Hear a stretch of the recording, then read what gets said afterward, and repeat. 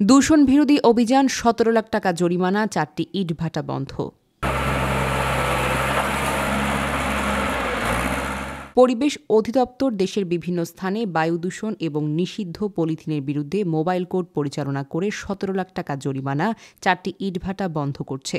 রবিবার পরিবেশ, বন, জলবায়ু পরিবর্তন ইটভাটার বিরুদ্ধে বাগেরহাট, রংপুর, কিশোরগঞ্জ, নীলফামারী, ঠাকুরগাঁও, কুড়িগ্রাম, মানিকগঞ্জ ও পঞ্চগড় জেলায় ৯টি মোবাইল কোর্ট অভিযান পরিচালিত হয়। ২০টি মামলার মাধ্যমে ১৩,৩০,০০০ টাকা জরিমানা আদায় করা হয়েছে। ৪টি ইটভাটার কার্যক্রম ভেঙে বন্ধ করে দেওয়া হয়।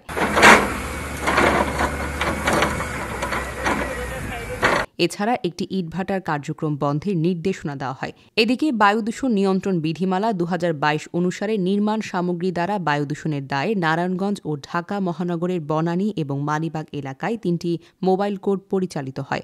১০টি মামলার মাধ্যমে ৩,৫০,০০০ টাকা জরিমানা আদায় করা হয়। কয়েকটি প্রতিষ্ঠানের মালিককে সতর্ক করা হয়। এছাড়া চট্টগ্রাম, নীলফামারী এবং বাগেরহাট জেলায় নিষিদ্ধ ঘোষিত পলিথিন উৎপাদন, বিক্রয়, সরবরাহ ও বাজারজাত করার দায়ে ৩টি মোবাইল কোর্ট পরিচালিত হয়। ৫টি মামলার মাধ্যমে ১৫,৯০০ টাকা জরিমানা আদায় করা হয়। সারা দেশে আনুমানিক ৩০৪ কেজি নিষিদ্ধ পলিথিন জব্দ করা হয়।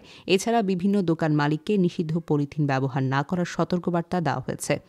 অন্যদিকে যানবাহন থেকে অতিরিক্ত কালো ধোঁয়া নির্গমনের বিরুদ্ধে পরিবেশ অধিদপ্তর ঢাকা মহানগরের পল্লবীতে মোবাইল কোর্ট পরিচালনা করে।